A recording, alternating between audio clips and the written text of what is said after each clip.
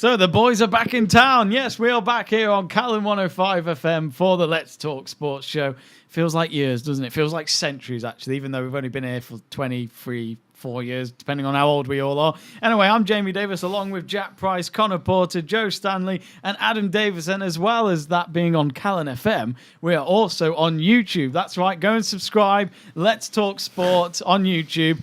We really appreciate your following. And anyway, let's cut to the chase. And, you know, since we're back, and since this has become quite a trend, I don't think these guys are going to be able to hear this, but I can't wait to play this. It took me a few hours to get the lyrics right. But you know that Mane, Mane, or Salad, whatever, the sugar candy song.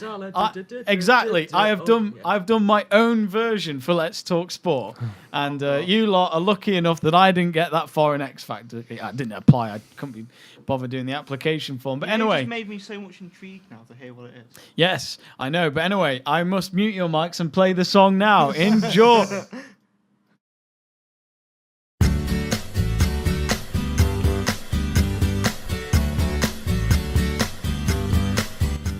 Let's Talk Sport on Calon FM with Jamie Davies on the radio. But not just Jamie, we've also got Jack Price. Pricey, who said the Chelsea fan, but then there's the rest of the crew. Adam Davis, Ginger, Wrexham's favourite man, because he's from Chester City. Stanley, Joey, who doesn't know what it's like to be a Premier League champion. And then there's Porter, Conor, from a forest in Nottingham, where they still live like it's 1980. I hope you enjoyed that, folks at home or on YouTube, or to any of you guys in the studio. I know you loved it. Come on. Yeah, don't go on X Factor anytime soon. Oh, yeah, to give them a chance, clearly, yeah. Obviously. Anyway, we must talk about the football. That's what we're always going to start off with the sports show. And let's talk about yesterday's football. Arsenal getting a win against Watford, 3-0 at the end at the Emirates Stadium. And it's funny, isn't it? You know, Arsenal had 4 defeats in a row, I think, in all competitions. And well, they win yesterday, and they all forget about those Wenger outboards. More hashtag Wenger in, you could say. But Jack, you know, a good win for Arsenal, but it's not really going to help them escape with what's happened. But Petr Cech getting a penalty save. Yeah, well, Petr Cech, good for him. Was it 200 clean sheets in the Premier League? So well done to him. Most of them were at Chelsea. I just want to point that out. Yeah, great to him. And obviously great for Arsenal actually getting back to winning ways. I mean, a lot of people obviously talking about Wenger out, and of course that's been going on for years now. But when you look at the actual team that they've got, there shouldn't be any issues for them losing, 3 or 4 games in a row. I mean, their strike force, their attack, okay, maybe their defence isn't as good as what it should be, but ultimately that strike force should be doing the business in the Premier League. And, luckily for them this week it worked, but I think they do need to look at why they lost 4 games or 3 or 4 games in a row. Conor, of course, Mkhitaryan and Aubameyang. How do you pronounce that? Aubameyang. I do You're apologize. still not pronouncing I still it not. right. I mean, here's me trying to get Eurovision names right. I can't even get footballers' names right. But obviously, he scored yesterday. There was probably a little bit of a worry over the last few games, but he is a good signing, and for Arsene Wenger, it's something he wants to look to in the future if he's staying, of course. Yeah, certainly Aubameyang. We've seen what he could do during his time at Borussia Dortmund. He's a very quick and pacey striker, so fantastic that they'll be able to utilise him yesterday in the game and to get the result that they desperately needed after that losing that cup final against City and then following it up with a loss against City at home the only days later. So they really needed to bounce back from that. And with the loss to Brighton away from home, everyone was starting to think, is this Arsene Wenger's last time out, last time in the Premier League, last season? But it showed yesterday that on Sunday that they're decent enough to keep on going underneath him if he wants to continue on. But it has to come to a point where they have to decide whether or not they do want to continue on, because we can't be having this every single season, because No, the guy doesn't deserve it for what he's no. done for Arsenal. He deserves to get a decent send-off, not one where he gets pushed aside at the last second because of what's happened in the season. He deserves to be given the send-off that he deserves for what he's done for the football club, which is several FA Cups and 3 Premier League titles, if I remember correctly. So, yeah, he deserves a decent send-off, but good to see that he's back to winning ways. Absolutely. But speaking of FA Cups, Joe, I remember saying to, I can't remember who I watched the game with, but when they beat Chelsea, sorry, Jack, obviously that was an FA Cup win for Arsene Wenger. They got the most FA Cup wins over Man United for that record. To me, when that win happened, I thought that should have been the time Arsene Wenger had left the job in the best way. Yeah, you're right there. I do think he should have gone then. Best send-off. But that was what, technically, for me, swung the Arsenal board's decision to give him that 2-year contract. I think it should have been, if he was to stay, a 1-year contract, because, to me, you could see it coming. They didn't perform well last season. We pipped him to top 4, Liverpool did. But you could see this season, some of it's not working. The attitude on the pitch, they've got rid of Sanchez to United. Okay, they got Mkhitaryan the other way. Not a bad signing. He's got Aubameyang, fantastic signing. It'll take a couple more games before he gets off the ground running. But Wenger, I can't see him staying much longer at Arsenal. I think he'll be gone at the end of the season. There's been talks of a list of, they've got 4 candidates, haven't they? Arteta, which I can't see. They've got Henry's been linked. They've got Jardim, Brendan Rodgers. But surely out the lot, Brendan Rodgers has got a better chance than Thierry Henry and Arteta put together. It baffles me, because Arsenal's a big football club. They deserve a top-class manager. Jochen Low was the other one, but I can't see him leaving Germany anytime soon. But they deserve a big manager. Obviously, Wenger deserves credit for what he's done at the club. Absolutely. Conor said the amount of trophies that he's won. But I do think it's time for him to go, because they're slowly regressing. And they deserve someone else, someone with fresh ideas, maybe a young manager. I don't think Arteta or Henry, because they haven't got the coaching experience. But someone with fresh ideas and a bit of spark. Yeah. So like Arsenal, pun not intended about them being the Gunners, by the way. Can I interject? When you're a United fan, when did Fergie decide that it was time's up for him? Was it at the start of the season, or was it during the season? It was pretty much. It was like in April of the season when United they hadn't won the title yet, but they were like 1 win away, and he wanted, and that's when he decided. Right. Okay, so if Arsene Wenger said at like April, I'm gonna go, and they're still in the Europa League and things like that, would you think then that would be a nice time for everyone to stop saying all this Arsene Wenger out and all this hatred towards him, and actually celebrate what he did as a manager, just like simple things, times that they did with United and Fergie? I think deep down, the Arsenal fans should be behind him this season for the Europa League. Anyway, I think you're spot on. The Europa League would be actually the biggest trophy Arsenal has ever won, because they've missed out on it in 2000 when they lost on penalty shootout to Galatasaray. Champions League final, they missed out in 2006. I think if he wins that, he's got to leave then, hasn't he? That's the best way to get those fans back. But I think we all know deep down these Arsenal fans, including the ones we see on Arsenal Fan TV, who aren't happy to see his face still at the club. They're very fickle. Football Fans are fickle. Right, we know that. They love you if you win games, but it's never you lose 1 or 2 on a row and you're starting to go downhill spiral.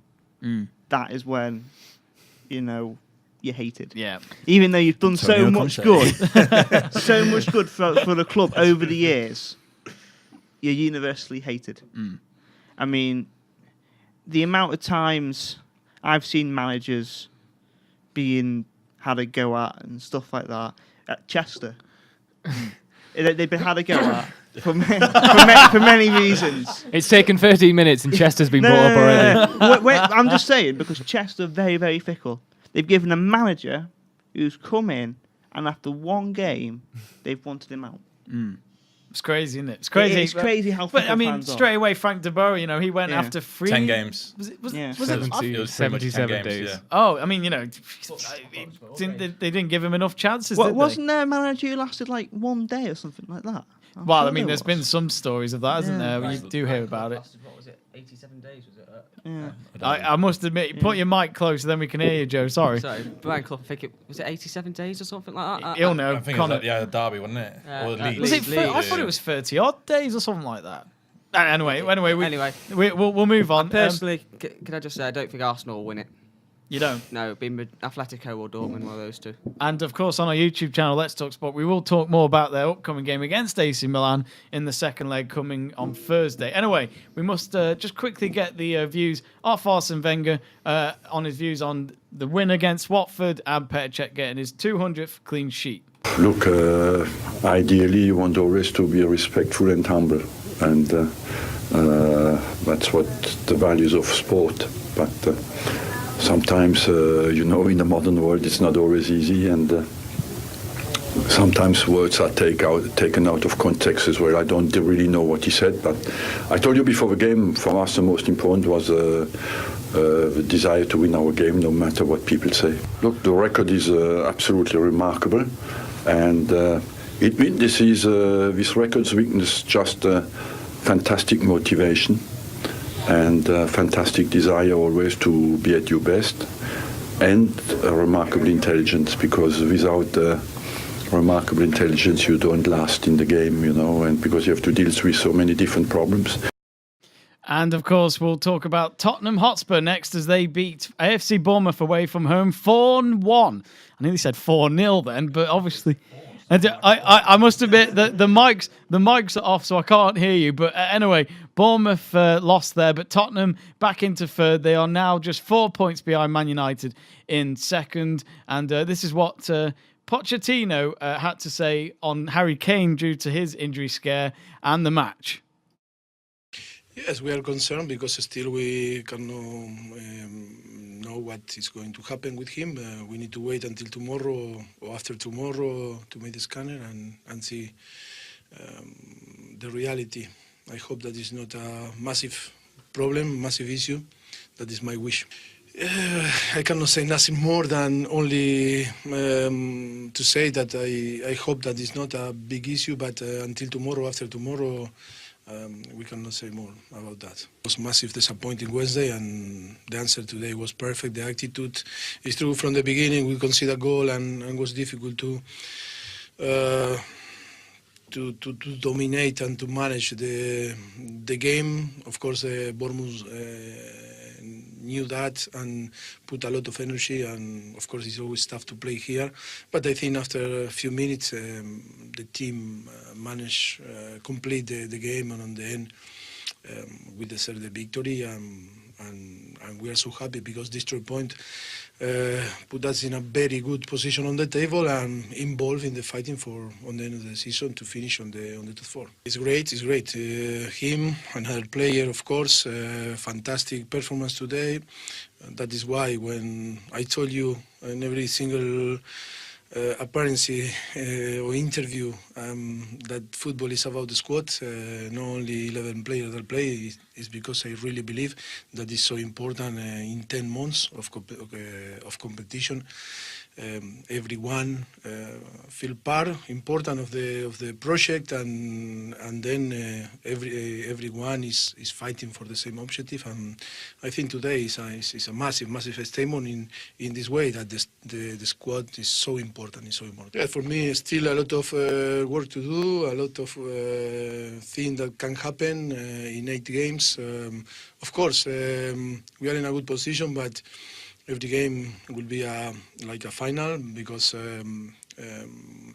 big sides are fighting for us to take one position on the top 4. But yes, we are in a good form. It's only keep going and try to deserve in every single game. And that was Pochettino there about Harry Kane and the match. And I don't know about you, Conor. I mean, should the England fans be concerned? We saw Harry Kane having to limp off yesterday, and obviously the friendly internationals coming up. Is it a worry? No, I don't think so. I think there's still plenty of time between now and the World Cup in the summer. It's not exactly a dire need for Harry Kane to play in these internationals coming up, because we all know what he can do at an international level already. One of the best strikers in the world, and what he's done for Tottenham over the season proves that point. So he's not really needed for England right now. If anything, it actually opens the door for potential candidates in the future that come off the bench and replace him. So people like Rashford, who's of course done well in the Manchester-Liverpool game over the weekend, people like Ashley Barnes, doing well at Burnley so far this season. Players like that can come into the frame now, into the international frame, and get that opportunity to start in that starting striker position, which he takes up all the time because he's so good. But yeah, there's no real need to not worry England fans at all. I don't really rate Kane. Oh, I know hot take right here. Hot take right here. Get the alarms going. He's a scorer. He's a scorer. That is not a question. But he's Can we not ask, mobile enough. Should a Chester player be starting in front of him or something? No. Should Ross Hannah be But up front? for his caliber, I would like somebody more mobile. He's very static. Yeah, but do you ever think that with the stats with him this season, he's one of the best strikers in the world? But he's got the best players playing around him. When he plays for England, he's not that good. Yeah, but do you ever because think, he hasn't got the players playing around him. But my problem is with England.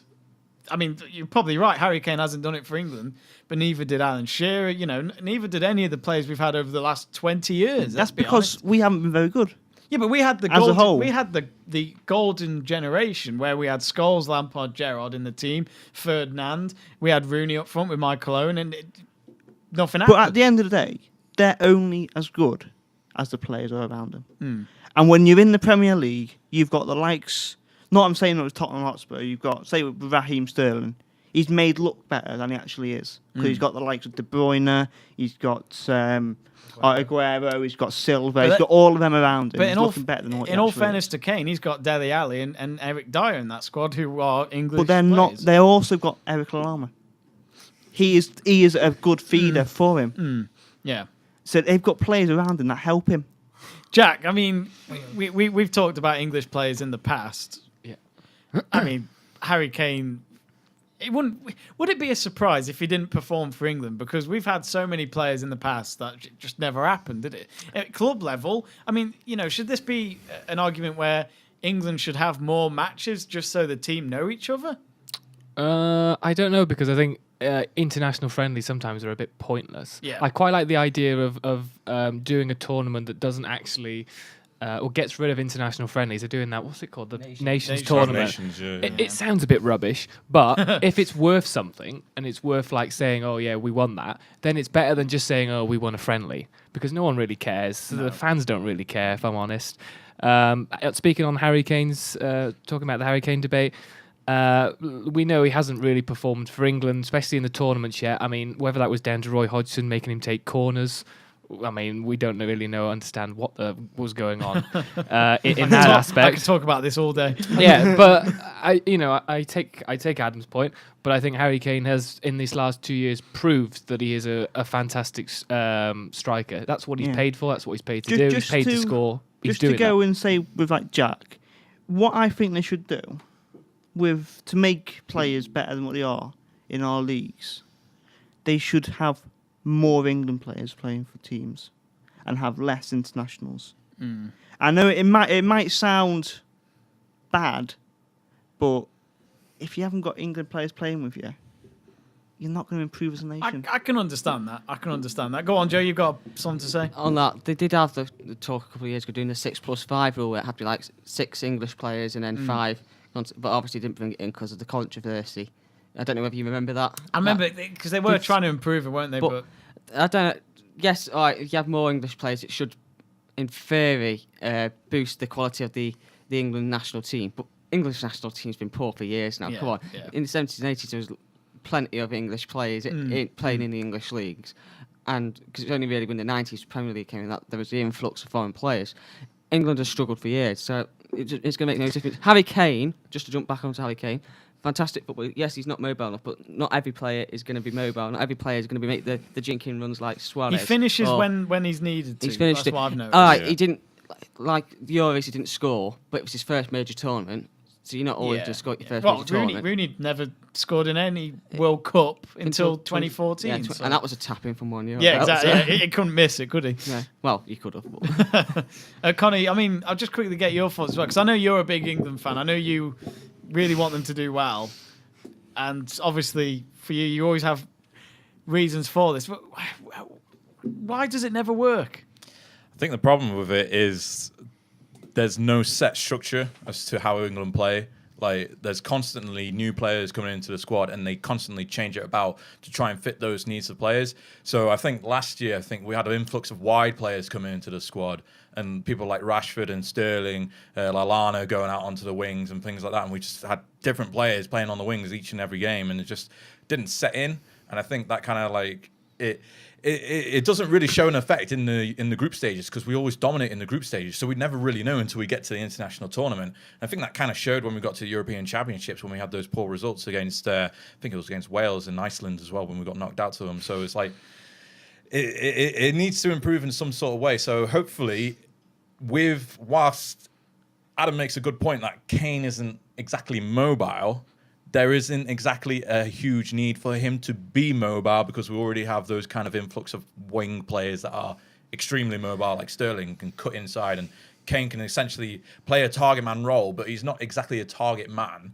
but he's good enough to be like a complete striker in a sense. So I think as long as we build around Kane, who is basically arguably one of the best top 5 players in the world right now, I think we can progress forward in international tournaments. Yeah. See, I'd have the argument with Sterling as well, with the same thing. You're making Conor very mad. You see, Sterling is only playing as good as the team around him.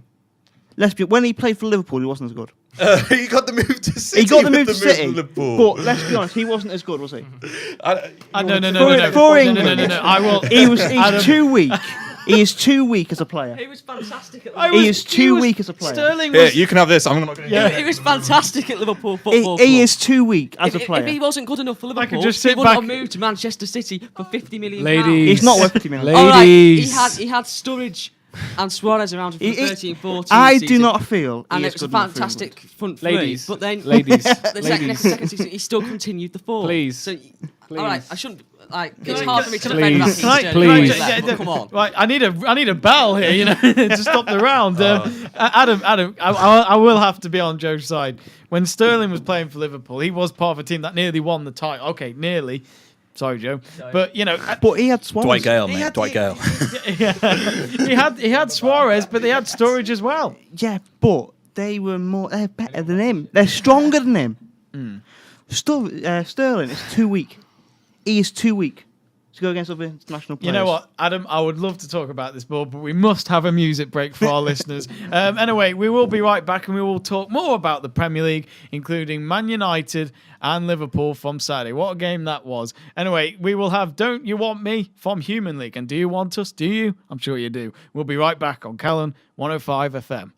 Oh, what a song. Don't You Want Me from Human League on Let's Talk Sport on Calon 105 FM. And obviously, last weekend, well, it was, as Sky Sports labelled it, the rivalry weekend. And it's one match included Manchester United versus Liverpool on a good old Saturday lunchtime kickoff. I enjoyed it because I'm a Man United fan. Joe Stanley, otherwise, with his Liverpool necklace, which really should be not allowed in the studio when I'm in here. Joe Stanley, what happened? Man United 2-1, Rashford with the 2 goals in the first half, and then an own goal from Eric Bailly in the second. Finish. But that was it, wasn't it? Yeah, I'll tell you what happened. You didn't park the bus. Well, I thought we were going to in that second half. I thought when you got a goal back, thanks to good old Bailly, who still defended better than Smalling. I'm telling you, I told you that stat before we come on air, wasn't it, Jamie? 2005, we lost 2-1 at Old Trafford. Sylvester scored twice. Own goal from O'Shea. This season, lost 2-1 at Old You're Trafford. not in Aston this year, mate. Well, Istanbul, sorry. we won the Champions League that season. You never know. But a little joke aside, there. I do believe we could win it, but anyone can win it. Liverpool just didn't turn up in the first half. They went in with the game plan to attack United, but just couldn't get a foothold in the game. Young man marked Salah out the game, which was a big surprise for me because Ashley Young isn't. Let's be honest, he's getting old. He's not the best of players anyway. I thought he's been playing really well. I've never rated him really. Well, he put Mo Salah in his pocket, didn't That's he? what I'm saying. That's what I'm saying. It surprised me. Rashford, Trent Alexander-Arnold last season played in the fixture at Old Trafford, and an absolute blinder, played perfectly. No, he This did. year he was a deer in the headlights. He's a young lad. He's learning his trade, so you can sort of let it off. Dejan Lovren wasn't the best, but that's Dejan Lovren for you. Van Dijk, I thought, was decent at the back for Liverpool, and Robbo on the other side was fantastic. But Liverpool just couldn't get a foothold in the game. The battle was won by United in the midfield. Ox had an off day, just couldn't find the pace in the game, couldn't get control like he normally does. Like, he dominated the midfield against City early on in January. That game just absolute nightmare. Milner was his normal, solid self, so I'm pretty happy with that. He always performed 7, 8 out of 10. Chan wasn't impressed with him, but he's off in the summer anyway, so probably not in with it. I mean, Bobby Firmino didn't get the service. No, he got a voucher for free teeth whitening, didn't he? He took about 4-4-2. Yeah. And then That's why he disappeared. Sadio Mane, nothing would stick for him. Every time he passed the ball, it was to a United shirt. It was just Liverpool as a whole did not perform well. Second half they did well. I thought Lallana was the change that we needed. He obviously drove at United, which is what we needed, created space and got in behind. There was poor refereeing decisions, which I'll get on to later on in the game. There should have been 2 send-ins off for Manchester United and 3 penalties, but hey, that's what you get when you have a Manchester-born refereeing. Little rant over. But overall, United did perform well in the first half. Rashford's 2 goals were absolute class finishes. He absolutely run Liverpool ragged. And Mourinho's game plan worked to perfection. I mean, we talk about Liverpool, and you mentioned Lovren. Him, Mignolet, and Karius. Okay, Mignolet was not the goalkeeper in that game. Karius was in goal, and that second goal was, I mean, okay, it was still a good goal, but I feel like Karius was going out of his goal for no reason. Okay, there was a bit of a deflection, then he realised, I've got to take a step back, or I'm going to not stop this goal. But my problem is with Jurgen Klopp is that I feel as though he doesn't have the urge to get rid of the useless players for me. Lovren needs to go. When last summer he signed a contract, and that I had to laugh when that happened. I think but not just that. Mignolet has been there for 5 years now, hasn't really proved himself, only at penalty shootouts. And Karius, okay, he's been there in a shorter term, but I just feel as though in the summer Klopp could get it right if he just had less of those kind of players. He's tried to be loyal to the squad. He's one of these coaches that likes to train the players, but he's taken them as far as he can. Mignolet's gone in the summer. Mignolet will be gone, and there's talk of Alisson coming in from Roma in a record deal, and that, like, people, I've seen bits of him, and he's fantastic. What I've seen of him. Just put it into context. You got Ederson who plays for City, and you got Alisson who plays for Roma. Alisson is keeping Ederson out the Brazil side. So that proves he must be quality. He's good on the ball, which we need. Karius is getting a chance now to prove himself. I do think Danny Ward, third choice goalkeeper at Liverpool, brought the lad from Wrexham. He's a fantastic player. He's played for Wales a few times. He should be given a crack. Yeah. I think Karius, all right, we'll give him a chance to the end of the season. Maybe give him next season, but we're looking at Danny Ward. I think he's 23.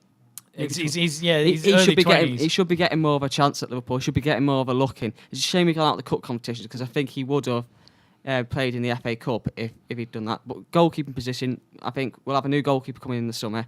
There's talk of a new defensive mid coming in, Jorginho from Napoli. That'd be a fantastic signing, because we do lack a solid defensive mid. Liverpool do, and obviously we've got Naby Keita coming in. He'll probably run the midfield. We still need that Coutinho replacement. We played better since he's gone, which I didn't expect. And the stats back that up. But we still lacked that creative spark from midfield on Saturday, because it was the sort of game where Coutinho could pick up a ball and just play a ball through to the likes of Bobby, Firmino or Salah or whatever. Just they won't get past the hair. Low block, but Liverpool do need a few players. I reckon they'll make 5 signings in the summer. Then they need to clear out. Klopp is a good manager, but he'll stop with the loyalty towards Mignolet and Lovren and stuff soon. I think Lovren will give him one more season, and then he'll go if he doesn't. One more season? Do you really think they could do with him for one more season? He'll be a squad player next season, because I still think we'll buy another centre-back. And Joe Gomez, who's been playing as right-back, he plans on converting him back to centre-back. So we've got Van Dijk nailed down. He's a nailed-down starter. Matip is one of those. We've got him on a free. He can play defensive mid, but he's not fit to a defensive mid for the Premier League. He's one of those where he's good squad play. Clavan will go, I reckon, because he's in his early 30s. He's not getting game time. But we'll bring a centre back in to partner Van Dijk. We've got to. Otherwise, you're not going to compete for titles, because your titles are won on solid defences. Absolutely. Conor, obviously looking at the league table, United now 4 points clear from Tottenham and 5 from Liverpool. Still 8 games to go, though.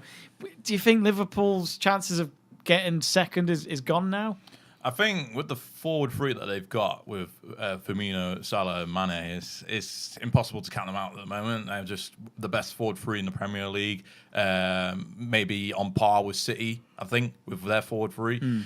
But it's Liverpool's defence that lets them down, and we saw that again on on Saturday against United, how they were able to easily push through just on the left, on the wings and side. Sometimes it's solid in defence, but we know what Lovren can do sometimes. We saw him get taken off early when they were playing against Wembley against Tottenham. That's the kind of player that Lovren can be at his lowest, taken off before even half-time. So defence really needs to be solided up. And while it can be done that summer, this coming summer, whether or not it would happen for them to get second in the Premier League or further in Premier League this season, just looking at that table there, Tottenham's ahead of them in third at the moment, and Chelsea's not too far behind them. I think 4 points, if I read that correctly. So it's still quite narrow at the top. So Liverpool still need to kind of get the results coming in, but I think they've got one of the most favourable runners out for all the top 5 teams. So yeah, because United still have to play against Manchester City, so that'll be an interesting game right there, and certainly a drop of points there. And Liverpool aren't too far behind United when it comes to that picture. If they lose that game and Liverpool win, that'll only make it to 2 points. So still plenty of chances for any one of those really 4 teams below City to claim a Champions League spot, including Chelsea. Jack, obviously Chelsea in that mix as well. 5th at the moment, 4 points behind Liverpool as well. What's going on? It's all under control. What are you on about? It is all under control. I don't know what you're talking about. I don't understand. I don't understand what's going on. Why are we talking about it? Well, I just thought I'd mention that you might not get a Champions League spot. No, we'll be all right. You win the Champions League. Liverpool will drop away. No, I don't think so. The thing is, right, and I'm probably going to get a lot of hate for this, but I don't think Liverpool will win the league with Jurgen Klopp as their manager. Really? I just don't think it. He's had, how many seasons has he been there now? 2.5? He's had 3 4? transfer windows. 3 transfer windows, and the only decent signing that they've got from an actual decent club is Salah. Everyone else has been from like feeder clubs. For example, like Southampton. Mignolet, Sunderland. Yeah, but in all fairness, Mignolet was not signed by Klopp. I think was signed by Brendan Rodgers. I think the best chance. What's the name of the other goalkeeper again? Callias. He was from Cologne, wasn't he? He was former Mainz. Right. So it was basically the same kind of German club, kind of not exactly a top tier German club. I'd just say he was the second best goalkeeper in the Bundesliga behind Neuer when we signed him for £7 million. Was there anyone else that was good in the German league? Well, there's no one else decent in the German league. It's a one horse race every single year. And you look at the rest of the players. Calon, was he starting in the German league when he was at? Yeah, he was starting in the German Augsburg. league, but he can't even break into the Liverpool squad. And he's been there for how long? What, season and a half now? Yeah, he can't. It's impossible to move forward with Klopp with the kind of signings that he's getting in. I disagree. This summer is a huge Hugely. summer for Klopp. He needs to get in some of those players that you mentioned about Alisson and potentially even another striker to compete with Firmino, because it's simply the depth of what they've got. It's not good enough. Sturridge is getting injured all the time. Higgins can't break into the squad. Solanke, what has he done this season? He's not done anything. So what did I say? What did I say? They need to push forward and get better signings. And back to you, Jack. I disagree. I don't have anything else to say now, but I think that they've got a good chance of winning the league with Klopp in charge. They've got a better chance said than a what few they strange had things this show already. with Brendan Rodgers. They had Brendan Rodgers, and people saying, "Oh, we've got a good chance of winning the Premier League with him." They had no chance with Brendan Rodgers, and look how he's dropped away, going to Celtic manager and all that lot. He's not good enough. It's Klopp is for me the man to take control. Can I just say, when he took over at Liverpool, he said it's time to turn doubters to believers. We've got to believe in ourselves. And he signed a 6-year contract last summer, and I am fully behind Jurgen Klopp. I believe he's the man to bring Liverpool forward. Just look what he's done in such a short space of time. We dropped down from competing for the title to what was it, still not competing for the title. 6th place, 7th place under Brendan Rodgers, and then he's brought us back up to top 4. Got to top 4 last season. I still think we'll finish top 4 again this season. It's all about progress. Liverpool haven't got the money of Chelsea, Arsenal, City. Well, Arsenal's money, but it's not happening. Working for them. But City, United, they haven't got that sort of money just to throw at a player. But United pay £200 million for players per window. They spent 89 million on How much are you paying for Keita? Yeah. We paid £58 million for Naby Keita, but that's come out of the £146 million from Coutinho. So it's balancing the book. It's all about balancing the books. Since Klopp's been there, Liverpool are in positive. You talk about net spend, net spend is key in our fan base, apparently. He's actually made a profit on transfers for the club. So whereas the other managers have spent Yeah, but I will say that. But I'm saying if Liverpool spend the money, if FSG open their checkbook, I know they're paying for the training ground to be done, so that will take up some money. Then they've got to do the expansion of the Anfield Road, and when that happens, but if they open the checkbooks and give Klopp the players that he wants, they give him Jorginho this summer, they give him Alisson, they give him that spine, he will develop like he did at Dortmund, because it took him 4 years at Dortmund for them to win the title. He will win Liverpool a title. Whether it's the Champions League, whether it's the FA Cup, he will win Liverpool trophies, and he could. I believe that he'll be a manager that will win us the title if he's given the time. Time is key though with Liverpool. I will say this. Klopp's first season I thought was pretty impressive. The Europa League final. Seville they outclassed Liverpool that night. Let's be honest. But obviously the League Cup final was on penalties, and you don't know who's going to win a penalty shot. Sadly, someone has to grab the short straw and take it as a defeat. But it feels like a long time ago now, though. I know it was only 2 years ago, but 2 years in football is a long time. I think Klopp's definitely going to get another season. That is for sure. Does he have to win a trophy then next season at least? I think he has to win at least some sort of moral victory, whether it be second in the Premier League and actually staying close to compete for the title, or actually get some silverware in the cabinet. Because really, when you look at other teams that are around him in that situation, Tottenham is the only team that hasn't really sacked their manager in the past 2.5 years or so. And there's future about Pochettino, whether or not he's going to stick around at Tottenham for much longer because of the support that I've got there. But I think he'll see out the first season in the new stadium and go from there. But yeah, Liverpool is an interesting case, really, because barring Arsenal, they're the only team that really inside that kind of top four competition that hasn't really changed their manager on such an abrupt basis of not winning the league or not winning a trophy. They're giving Klopp time, which I like to see, but he needs to start backing that up in the windows and actually get more aggressive in the windows and bring some actual, world-class quality players that can completely change the squad. Salah was a good start for him in the last window, and let's see what can happen to Van Dijk now that he's in the squad after being linked over the summer. But yeah, they needs to be a bit more aggressive in the windows and get those kind of world-class players. Could I just make a point that, in all due fairness, Liverpool are where they are, but they are the only team that put Manchester City on the back burner this season. That's a good point. The only team. That's just one game, though. Yeah. It might be one game, but they have been very attacking. If you judge a player off one, if you judge a team off one game, Nottingham Forest should be winning the Premier League because they knocked Arsenal out of the FA Cup. No, you don't get the point. Manchester United haven't been able to. Chelsea certainly haven't been able to. Nobody's been able to, other than Man City, Wigan. other than Liverpool, because they have not been afraid to take the ball, take the game. No, Man actually, City. you know what? I agree with you there, because when you watch that game, they gave it a really, really good go. And if anything, Man City was scared. Can I pose one question though? People are saying Liverpool, if Klopp doesn't win us a trophy in the rest of this season, because we could win the Champions Let's League. be honest. Or next season. My question to you: who takes over?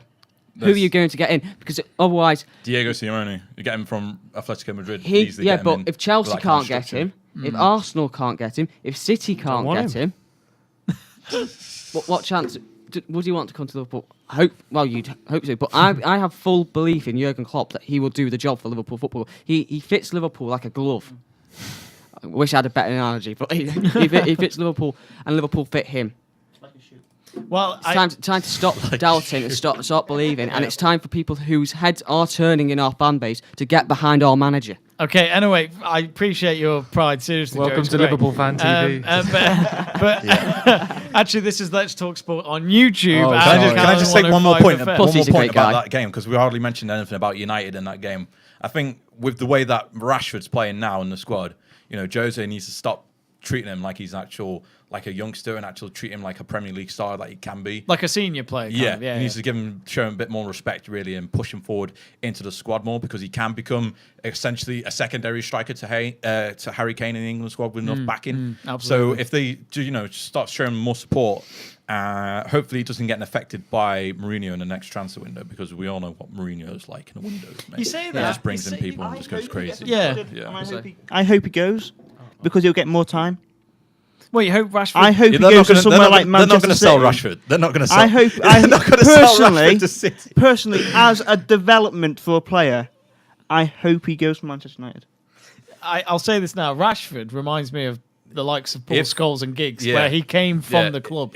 I don't think he'll leave. If United sell Rashford, it would be the worst mistake that they make. They'll in the only, next they'll 20 only. years. I think Rashford would only go if it just didn't work If, out. Like if Welbeck. Mourinho turned to him and said, "You're no longer in my plans, and there's no hope for you breaking Yeah, into the squad," yeah. then that's when he would leave. They, I know he's been they linked with will Real sell Madrid. Paul Pogba before they sell Marcus Rashford. Yeah. Yeah, He's been that's- linked that's with a good both one. players, incidentally. Pogba and Rashford have been linked with Madrid in the summer.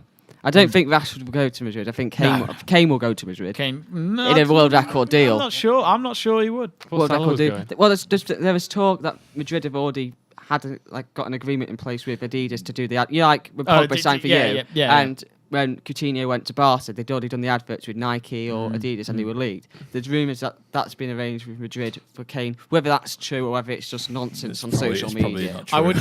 I would love to discuss more, folks, but we are running out of time. We must have another music break. But remember, you can of course subscribe to us on YouTube. Let's Talk Sport, and you'll see more of it and replays of this show and our good old debates. We've had a few good ones, haven't we, so far on our return of the Let's Talk Sports show. Anyway, we must move on. We are still talking about the Premier League, and we are now looking at the relegation side. Yep, sorry, Crystal Palace fans and Stoke and West Bromwich Albion. It's not looking good for you guys. Well, especially West Brom. They are rock bottom and are now 8 points from safety. I mean, it's getting worse for them. And this is after their defeat to Leicester City, a 4-1 defeat at home, another defeat. And under Alan Pardew, Conor Porter, you go and see West Brom quite a lot. You're quite regular there. What is going on? Because in my eyes, the debate is here. What difference has Alan Pardew actually made since he came in October, November time? Yeah, there's a lot of a debate around West Brom fans and a lot of pundits as well as to what impact he's had at the club. He's certainly made a difference in types of style because Pulis was defensive and now Pardew likes to exploit the opponent's weaknesses, but it's not appearing on the pitch at all. I mean, started strong against Leicester, going 1-0 ahead in like 4 minutes, but after that, it just kind of like fizzled out, especially after the Mahrez goal. It just went, it was gone, the result was gone away from him, and that's what it's been throughout most of the season. They've lost only like close, narrow margins by like 1 goal or so, and they've drawn a lot of games. So a lot of the games could have turned the other table, but they've only got 3 wins. And you know, I was saying to you earlier, they've got 20 points on the table, but 7 of those points came back in August. So it's like, what else can they do moving forward? Because it feels like Pardew isn't getting the support because there've been no decent players coming in through the window because Sturridge, sorry my friend, has been injured a lot and he can't stay consistent enough. I think he's only coming back next week for the week after the FA Cup, for West Brom. So whether or not he's going to have an impact before now and the end of the season to keep him up is probably close to impossible, if not impossible already. A lot of people saying that they're already pretty much down, and the way that Pardew was speaking in his press conference at the weekend, he was saying, you know, I'm going to see this job through to the very end, but I'm going to have to speak to the owners and see whether or not they want me to stick it through to the very end. But the question that a lot of journalists were saying is to who do they bring in to replace him until now the end of the season? Well, it's just going to be an assistant manager. So they already decided on their fate then if they sack Pardew that they're going down to the Championship. I think everyone else has really gone against them and said, yeah, you're going down to the Championship now or you're going to have to rebuild for next season. A lot of those players aren't going to be there. People like Rondon, Rodriguez, Kieran Gibbs, Ben Foster's probably not going to stay there. You could probably get Premier League football. Johnny Evans isn't going to stay there. Jake Livermore, Gareth Barry. There's tons of players in that squad. It's going to be a completely overhaul of the squad. So if they do go down, there's a danger that they could face the same fate like Sunderland are right now and go even further down the Football League ladder. So really for them, I think it's up. Time's up for them. It's going to start to rebuild now and hopefully get some re-signing of those contracts and keep them at the football club in the Championship. And of course, Conor, when Tony Pulis had his final game, it was against Chelsea. They got outplayed by Chelsea and lost 3-0. And at the time, I kept saying that this should be his last game. There should be a new manager in to help them stay up. And since then, they've not even won more than 3 games. And I'm starting to regret saying this because of Tony Pulis' track record. And look at what he's doing for Middlesbrough in the Championship. I'm starting to think maybe they should have held on to him because Alan Pardew's just made no difference, as I've already said. Yeah, I mean, looks like Middlesbrough could pass West Brom on the way back up to the Premier League, whilst West Brom go back down with whoever would be in charge of the next season. So, yeah, Tony Pulis, he should have arguably given more time at West Bromwich Albion to just to try and get themselves into a better shape, because they did start off the season strong, but after that it kind of faded away. And of course the Chelsea performance as well. I don't know if he was there in charge when they played against City at the Hawthorns, but they played pretty well against City. That might have been under the first couple of games under Pardew, and they only lost that game by 3-2. So it's pretty close in that game. So they've definitely got a squad there to compete at this kind of level. They've only lost like a few games here and there by 1 goal or so. So the squad's there, but something's wrong tactically with whoever manages under control of that football club, because they're just not